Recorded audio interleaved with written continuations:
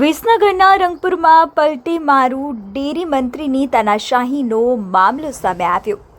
ગ્રામજનોની આસ્થાના પ્રતીક રૂપ જીવંત સમાધિ રૂપગીરી મહારાજના મંદિર સામેની જગ્યા ખુલ્લી કરવા બાબતે બીચકાયો મામલો।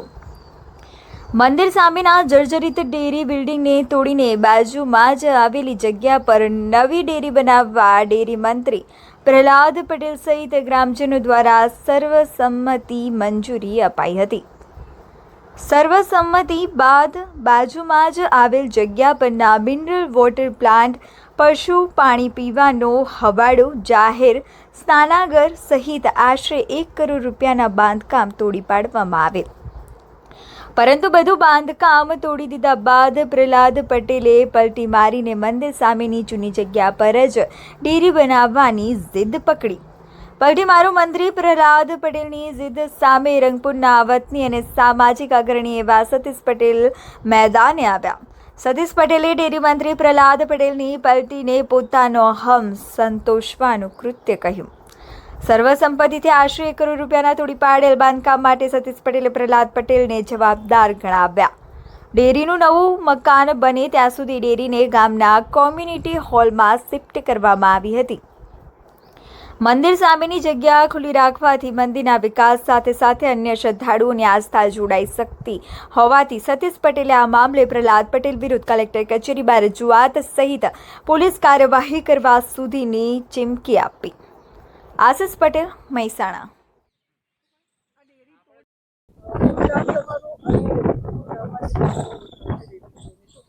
મારું નામ પટેલ સતીશ। અહીંયા જીવન સમાધિ રૂપગીરી મહારાજનું મંદિર આવેલું છે। કાશી વિશ્વનાથ મહાદેવનું મંદિર આવેલું છે। એના આગળ જૂની ડેરી ચાલતી હતી, તો એ ડેરી જૂની થઈ ગયેલી, તો એને તોડી દીધેલી। તો એ હાઈવેથી એકદમ સામે હતું, તો ગ્રામજનોએ નક્કી કર્યું અને ગામની મિટિંગ થયેલી, તો ગ્રામજનોએ ડેરી જોડે માગણી કરી કે જો અહીંયા મંદિરનો રસ્તો આપવામાં આવે અને આ જગ્યા આપવામાં આવે તો ગુરુ મહારાજ મંદિરનો વિકાસ થાય અને તેની શોભા વધે અને હાઈવેથી આજુબાજુના 10 ગામ જે દર્શન કરવા આવે છે એમને પણ સરળતા રહે, સારું થાય। તો એ વખત ગામની મિટિંગ થઈ એટલે એમને એમ કીધું કે ભાઈ અમને કોઈ બીજી જગ્યા સારી આપો, તો 1-2 જગ્યા બતાવેલી પણ એમને અનુકૂળ આવેલી નહીં। ત્યારબાદ એમને એવું કહેલું કે અહીંયા પંચાયતના બાજુમાં જે જગ્યા રહી એ તમે મને આપો। તો એ જગ્યા ઉપર પહેલા પશુઓને પીવા માટેનો હવાડો હતો, 2 દુકાનો હતી, પાણીનો હોજ હતો, ઓવરહેડ ટાંકી હતી, પછી મિનરલ વોટર પ્લાન્ટ હતો અને મહિલાઓને નાહવા માટેનું સ્નાનાગર હતું। અંબાજી પગપાળા જતા તો એમના માટે સ્નાનાગર નાહવાનું હતું। આટલી આશરે 1 કરોડ રૂપિયાની મિલકત હતી, પણ એ ભાઈએ એવું કીધું કે અને અમે દાતાઓના દાનથી આ મિલકત ઊભી કરેલી। તો ભાઈએ કીધું કે ભાઈ મને આ જગ્યા આપો।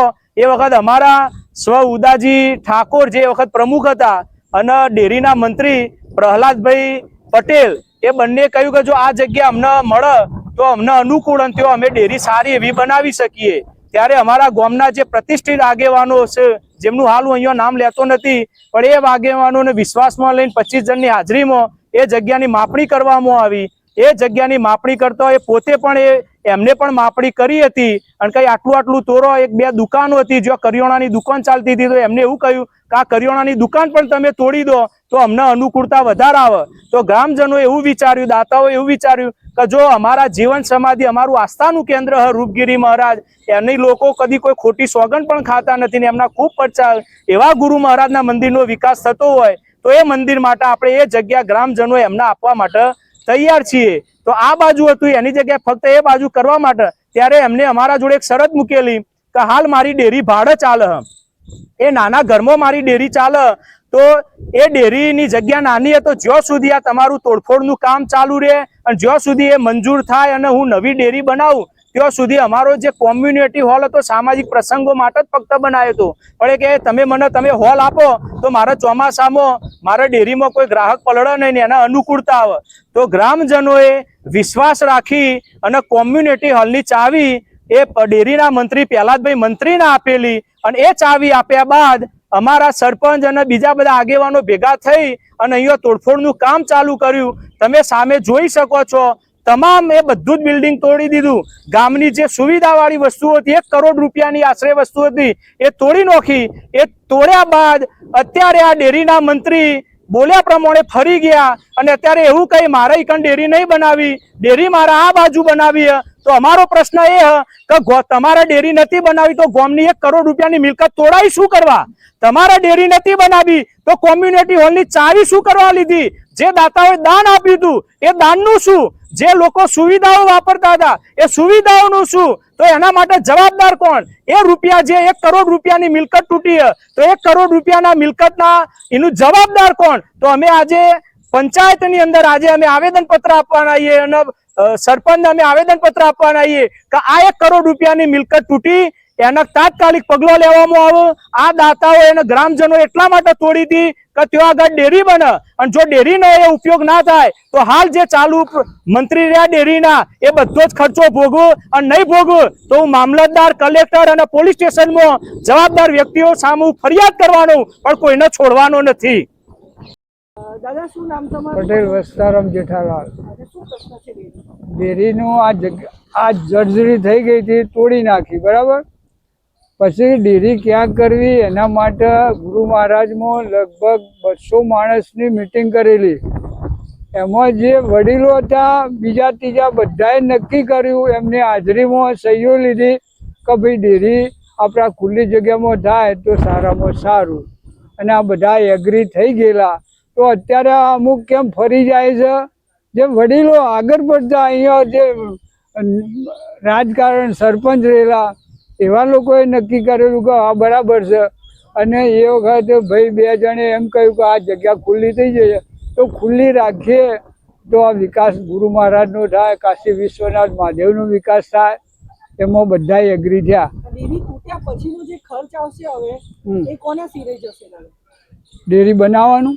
ડેરી બનાવવામાં તો કંઈક મહેસાણા દૂધસાગર ડેરીએ 10 લાખ રૂપિયાની ગ્રાન્ટ ફાળવેલી છે અને બાકીના પૈસા મંડળીમાં જમા પડ્યા હોય એમાંથી આ ડેરી કરવાની છે. ભેગું થયું એટલે કે ભાઈ આપણા ગુરુ મહારાજની જૂની જગ્યા છે અને એમાં આપણે આગળ જે જૂની ડેરી તોડી નાખી છે, હા દૂર કરેલી છે, જર્જરિત હતી એટલે દૂર કરીએ. હવે આપણે એ જગ્યા માટે ઉપયોગ કરીએ આપણા ગુરુ મહારાજના મંદિર માટે. અને બીજા એક જગ્યા આપણે સરકાર પાસેથી માગણી કરીએ અને બીજી જગ્યા આપણને મળે. એટલે ગામ લોકોને બધા નક્કી કર્યું અને આ જગ્યા પસંદ કરી. અને એ પસંદ કરી એટલે મંત્રીને એમને અમારે નક્કી થયું, મિટિંગ થઈ એટલે કે અહીં જગ્યા આપો તો આપણે બનાવીએ. હા, એટલે બધા ગામના આગેવાનો મળીને નક્કી થયું કે ભાઈ અહીં જગ્યા ડેરીની મંજૂર સરકારમાં મળે. હા, મંત્રીએ વાત થયેલી. હા, હાજર હતા, પ્રમુખ હતા. જે તે ટાઈમે ભાઈ પ્રમુખ હતા ને એમને ડેરીના મંત્રીએ પણ કહેલું કે તમને અહીં અમને જગ્યા ફાળવાઈ આપો તો આપણે એના માટે ડેરીની ત્યાં બનાવીએ. પછી એ ટાઈમે બધી વાત એ થઈ, ઠરાવ આપવાની વાત થઈ પણ કંઈક થયું નહીં. અને પૂરી થઈ એના અંતમાં પ્રમુખ કે મંત્રી હાજર રહીને સહીઓ થઈ હોય? હા, સહીઓ થઈ. એ વખતે રાતે મિટિંગ કરેલી અને ઠરાવ આપવાનો કહીને અમને સરપંચને બોલાવેલા. ગામના મેં 4-5 આગેવાનો નક્કી થયું પણ એ લોકોએ મંત્રીએ સભ્યોનું વાત કરી કે ભાઈ સભ્યો તૈયાર નહીં, આ રીતે દૂર વાત પેલી કરી નાખી, નકારી દીધી.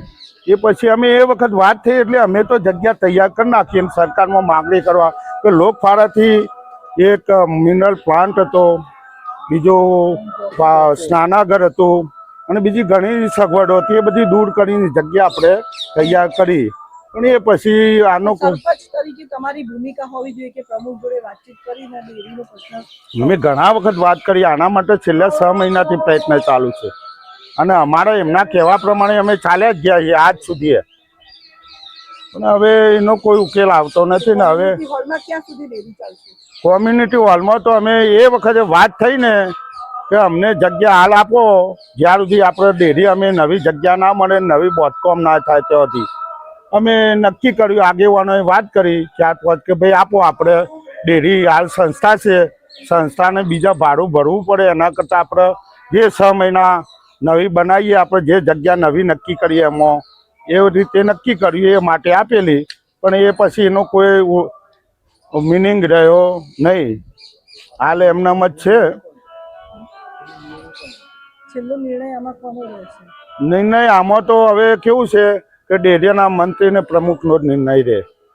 એ લોકો તૈયાર થાય ને જો ઠરાવ આપે તો આપણે સરકારમાં માગણી કરીને ઘણી જગ્યાએ મળી છે જગ્યાઓ આના માટે, ડેરી માટે કે કોઈ સંસ્થા માટે, તો આ લોકો મંજૂર કરે છે. આપણો ગણતરી છે એ લોકો ઠરાવ આપે. તરફથી ને સરપંચ તરીકે તમે આ સરકારમાં રજૂઆત કરી? પહેલાં કોઈ ઠરાવ વગર રજૂઆત કરવાનો કોઈ મિનિંગ નહીં. તો આપણે જગ્યાની માગણી કરવી હોય તો પહેલાં સંસ્થાનો ઠરાવ જોવે. હા ભાઈ, આ સંસ્થા માટે જમીન જોવે તો એનો ઉલ્લેખ તો જોવે, તો જ પછી સરકાર આપણે માગણી પ્રમાણે આગળ ચાલે. ગામ લોકોની ઈચ્છા છે આ જગ્યા 80% ગામ લોકોની ઈચ્છા છે. જેમાં મંદિરની એક જૂનું મંદિર છે. તોડી નાખ્યા પછી બી જો મંત્રીની ના હોય હા, તો એના પાછળ શું કારણ હોય છે? એનું તો કારણ હવે કેવું હોય, સભા એમના કમિટી જાણે. અમારી ફરજ સરપંચ રીતે અમે પૂરી કરી છે. આજે આગળ મારી ડેરી ભાડે ચાલે, ત્યાં મારો રૂમ નાનો પડે. તમે ડેરી મને અહીંયા જગ્યા તોડવા માટે આલો અને મને કોમ્યુનિટી હોલ તમે આલો, તો ગ્રામજનોએ કોમ્યુનિટીની હોલની ચાવી તમને આપી. જો તમારે ત્યાં નથી કરી, તમે કોમ્યુનિટી હોલની ચાવી લીધી શું કરવા? અમે તો ગામની કોમ્યુનિટી હોલ પણ ગામનો. હા, તો ગામનો તો ડેરી પણ ગામની હે, ડેરી પણ ગામની હે, ડેરી પણ ગામની હે. અમને સરપંચ આપ્યું કે ભાઈ વાપરો. સરપંચે એમને નહીં આપ્યું, તમારા કહેવાથી આપ્યું. જૂઠું બોલશો નહીં, જૂઠું ના બોલશો, મેં સંમતિ જૂઠું ના બોલશો. આના તો હોય ને તમારું કોમ્યુનિટી હોલ તમારો છે, ગામનો છે. ગામનો તો ડેરી હે, ગામની હે. હા, તો ગામની તો બે જણ વાપરીએ કે ને એકબીજાને. હા, તો આપણા તો ડેરી હે, તો એને પેલી મિલકત શું કરવા તોડાઈ? તમે કોણે કઈ સલાહ તોડાઈ? લીધી હે? કોણે તોડાઈ? તમારા કહેવાથી તૂટી હે.